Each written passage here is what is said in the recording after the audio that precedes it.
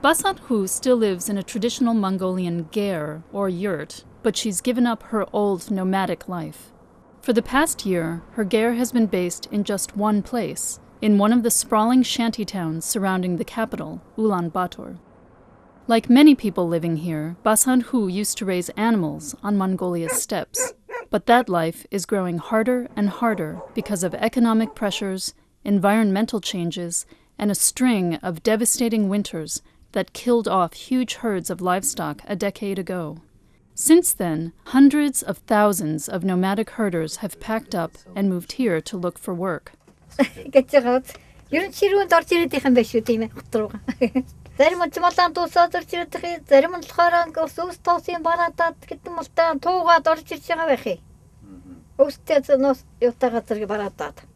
Basan-hu came to the city to live with two of her sons after her husband died.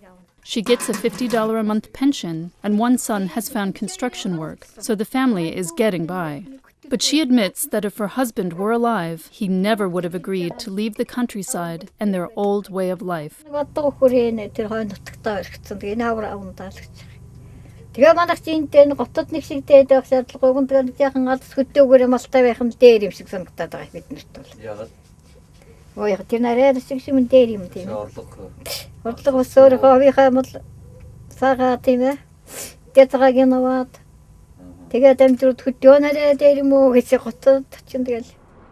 Life on the city's outskirts is not easy, but it's become a typical way of life for Mongolians. With the influx of migrants like Basan-hu and her family, Ulaanbaatar's population has ballooned. Makeshift houses and gers now fill what used to be grassland. Now more than half of the people in the capital, or 1 in every 5 Mongolians, live in these suburban ger districts without basic sanitation or infrastructure. There are some signs of improvement here. One kindergarten is being built with Japanese aid. The World Bank funds clean water projects, and residents can apply to own the land where they've settled. But unemployment is high, and conditions are particularly bad in winter, when the air is full of thick smoke from the homes heated with burning coal and garbage. This is another force that's reshaping Mongolia. The mining industry is booming. Foreign and Mongolian firms dig for coal, copper, uranium, and gold, like here at the Canadian-owned Boro gold mine.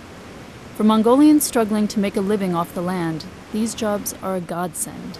At Boro, miners earn $800 a month, compared to an average $60 in construction work.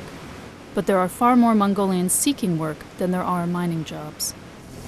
In Sunkhara, a town whose economy was badly hurt during the privatization rush of the 1990s, some of the urban poor have turned instead to illicit mining, alongside former herders from the countryside. These so-called ninja miners dig for gold with minimal tools and no official rights to the land. One NGO here is working to help the ninja miners form collectives and adopt safer mining practices. An employee, Tuya Damdimjants, explains why so many people have gone into this risky line of work, including her husband, Batur Tene. Their family's entire herd died in the harsh winter of 1998.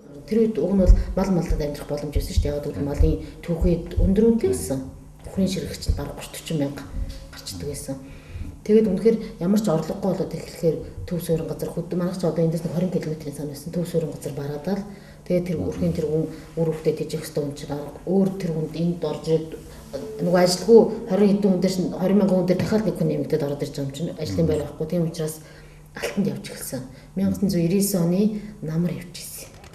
At the end of a long dirt road about 3 hours north of Ulaanbaatar, ninja miners have set up a gold mining camp. They can expect to earn $5 or $10 a day for back-breaking work in the pits or for trying to isolate the gold using dangerous chemicals like mercury and cyanide. Ironically, the mining industry, a last recourse for many former herders, is only making it harder for those who still raise animals for a living. Both official and unofficial operations use huge amounts of water, diverting rivers and leaving large stretches of pasture land unusable. Once this site is depleted, the ninja miners will break camp and look for gold elsewhere. It's a new kind of nomadic life, and one that offers no more certainty than they had before. At White Lake, Saga Nur, outside the city of Darkhan, it's horse branding day. The Buddhist calendar says it's an auspicious day to tame animals, and men from 3 families are pitching in with the hard work. They all live in a more or less traditional way here, raising livestock and moving to different pastures throughout the year.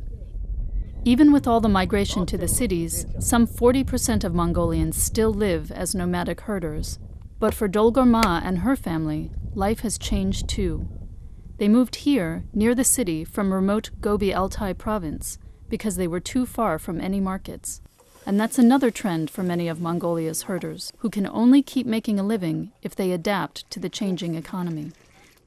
Living near a city, Dolgorma's family now gets twice the price for their camel's milk, and her son, Shinbayar, can go to school nearby in Darkhan. And that might mean a better future for him.